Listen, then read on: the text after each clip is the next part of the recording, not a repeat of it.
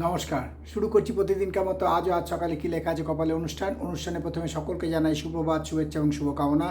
এবং এইটাই বলবো, মা দশমহাবিদ্যা এবং দেবাদিদেব মহাদেব এবং শঙ্খচক্র গদাপদ্মধারী নারায়ণের আশীর্বাদে সবার মঙ্গল হোক, সবার ভালো হোক, সবার প্রতি করুণা হোক। এবারে শুরু করছি দিনের পরিচিতি। আজ গুপ্তপ্রেস মতে 20শে ভাদ্র 1431 এবং বিশুদ্ধ সিদ্ধান্ত মতে 21শে ভাদ্র 1431, ইংরাজি 6ই সেপ্টেম্বর 2024। আজ শুক্রবার। আজকে সূর্য উদয় হয়েছে ভোর 5টা 20 মিনিটে এবং সূর্য অস্ত যাবে সন্ধে 5টা 58 মিনিটে।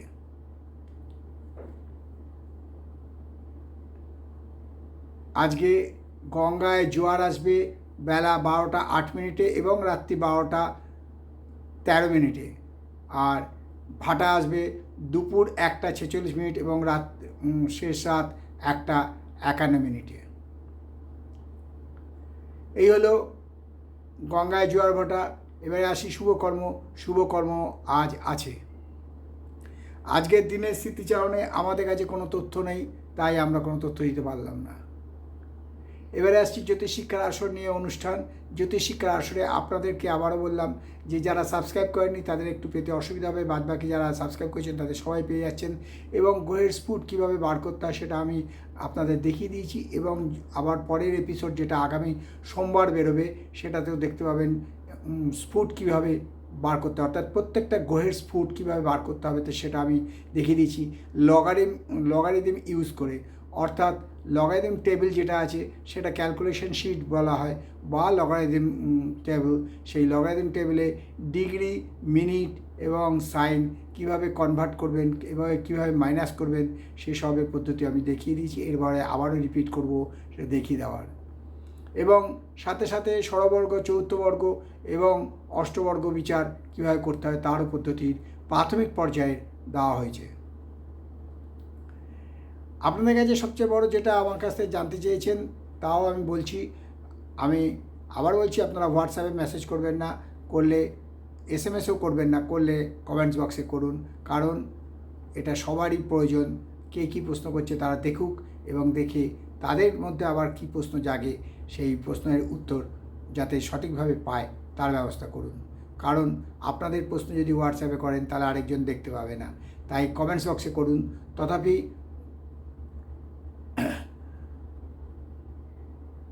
আমাকে অরুণাচল থেকে প্রশ্ন করেছেন উদয় গুপ্ত যে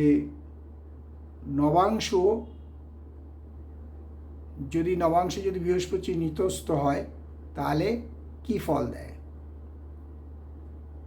উদয়বাবু, আপনার প্রশ্ন সঠিক এবং গুরুত্বপূর্ণ প্রশ্ন।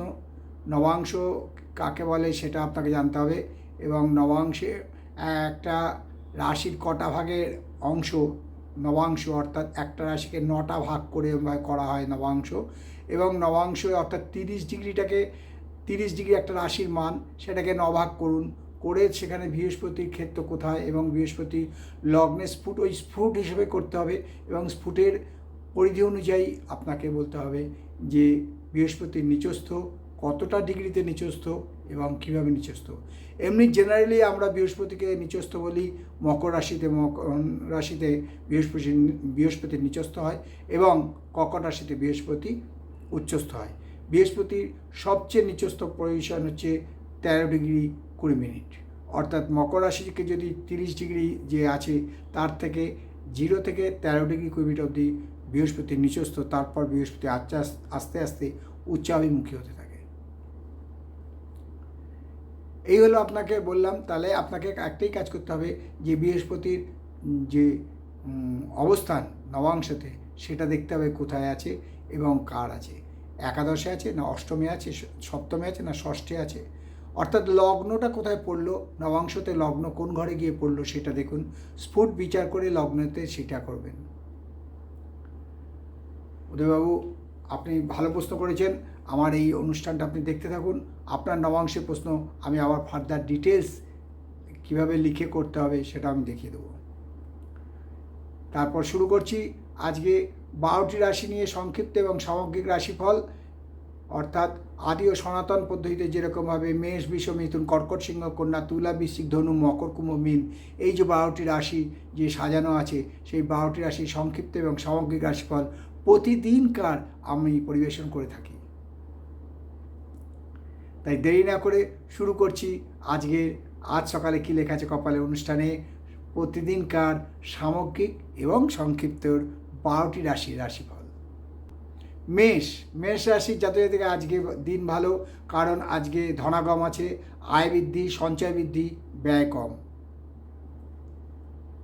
বৃষ রাশির জাতকদেরকে বলবো একটু সাবধানে থাকাই ভালো, আজকের দিনটায় মিশ্র ফল পাবেন।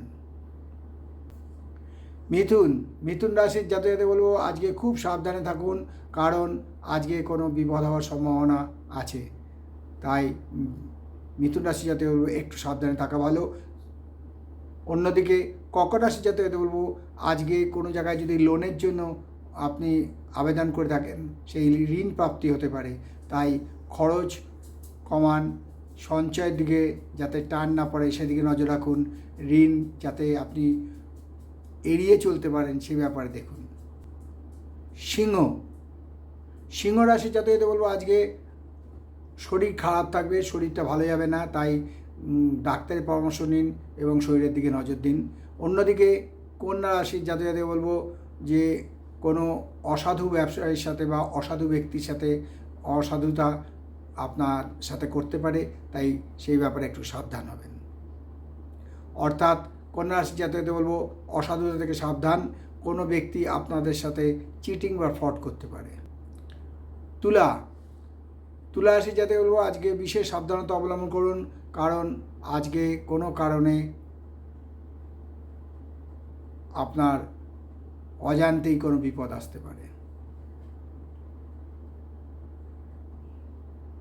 বৃশ্চিক রাশি জাতকদের বলবো আজকের দিনটা অতীব সাবধানে থাকুন, নচেত পস্তাতে হবে। ধনু রাশি জাতকদের আজকে অর্থ ব্যয় আছে, খুব সাবধান, খরচের মাত্রা নিয়ন্ত্রণে রাখুন, নাহলে সঞ্চয় টান পড়তে পারে। অপরান্তে মকর রাশি জাতক থেকে আজকে মিশ্র ফল পাবেন। কুম্ভ রাশির জাতক থেকে আজকে ভালো বন্ধু পেতে পারেন এবং বন্ধুর সাহায্যে আপনার উন্নতি হতে পারে। অপরদিকে মীন রাশির জাতক থেকে বলবো কারুর সাথে ঈর্ষান্বিত হয়ে কোনো কাজ করবেন না, তাহলে পস্তাতে হবে। এই হলো 12টি রাশি নিয়ে আজ সকালে কী লেখা আছে কপালে অনুষ্ঠানে আপনাদেরকে আমি জানালাম কিভাবে সামগ্রিক এবং প্রতিদিনকার রাশিফল আপনার জীবনে প্রতিফলিত হবে, তারই সংক্ষিপ্ত এবং সামগ্রিকভাবে। একটা কথা বলি, আগামীকাল শনিবার গণেশ চতুর্থী। এই হলো আজ সকালে কী লেখা আছে কপালে অনুষ্ঠানে আপনাদের প্রতিদিনকার রাশিফল প্রদান করলাম, দিনপঞ্জি দিলাম এবং শুভকর্ম দিলাম। সাথে সাথে জ্যোতিষিক আসন নিয়ে সামান্যতম আলোচনা করলাম। তাই শেষ করার আগে বলি, মা দশমহাবিদ্যা কৃপায়, দেবাদিদেব মহাদেবের কৃপায় এবং শঙ্খচক্র কথা অবদ্ধধারী নারায়ণের কৃপায় আপনাদের দিন ভালো যাক, আনন্দে যাক, সুখে যাক, এই কামনা করে আজকে অনুষ্ঠান শেষ করলাম। ততক্ষণ ভালো থাকুন, সুস্থ থাকুন, আনন্দ থাকুন। কাল সকালে আবার দেখা হবে। নমস্কার।